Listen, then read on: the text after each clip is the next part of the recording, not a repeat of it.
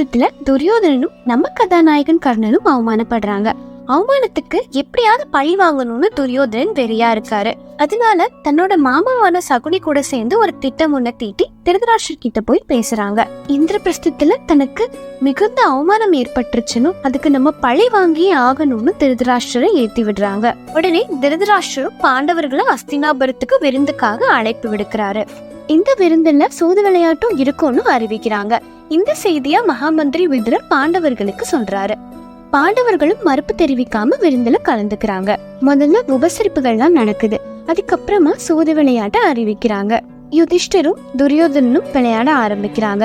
துரியோதனனுக்கு பதிலா சகுனி பகடைகளை உருட்டுவேன்னு சொல்றாரு. இந்த பகடைகள் சகுனியின் தந்தையான சுபாலரோட எலும்பால செய்யப்பட்டது.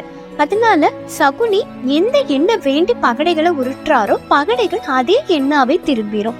இந்த ஒரு சூழ்ச்சியால யுதிஷ்டரர் தொடர்ந்து தோற்கடிச்சிட்டு இருக்காங்க. பணையமா வச்சு இந்திரபிரஸ்தம் ஆபரணங்கள் எல்லாத்தையும் யுதிஷ்டர் இழந்துடுறாரு.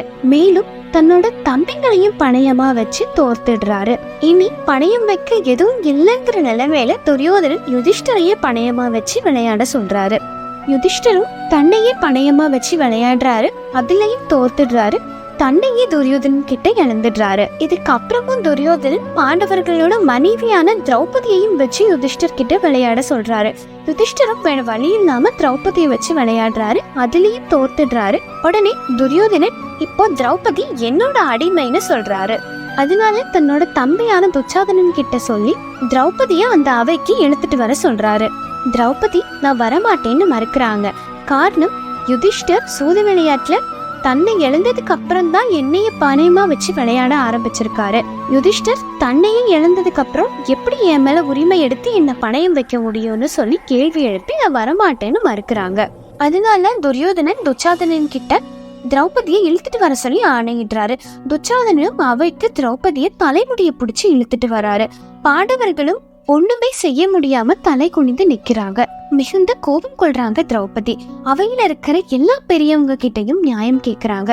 ஆனா அரசர் திருதராஷ்டிரரோட கட்டளைக்கு கீழே இருக்கிறனால யாருமே திரௌபதியோட கேள்விக்கு பதில் சொல்லாம அமைதியா நிக்கிறாங்க. துரியோதனன் திரௌபதிய தன்னோட இடது தொடையில வந்து அமருன்னு சொல்லி ஆணையிடுறாரு. அதனால மிகுந்த கோபம் கொள்றாங்க திரௌபதி.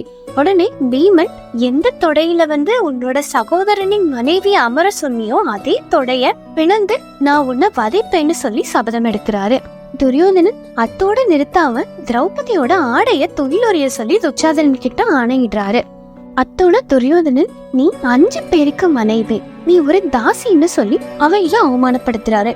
கர்ணனும் ஆமா திரௌபதி ஒரு தாசி, அதனால அவளோட ஆடைய துகிலொரியதுல தவறு இல்லைன்னு சொல்லிடுறாரு. துச்சாதனனும் திரௌபதியோட ஆடைய பிடிச்சு இழுக்க முற்படுறாரு. அப்புறம் என்ன நடந்ததுன்னு அடுத்த பதிவுல பார்க்கலாம்.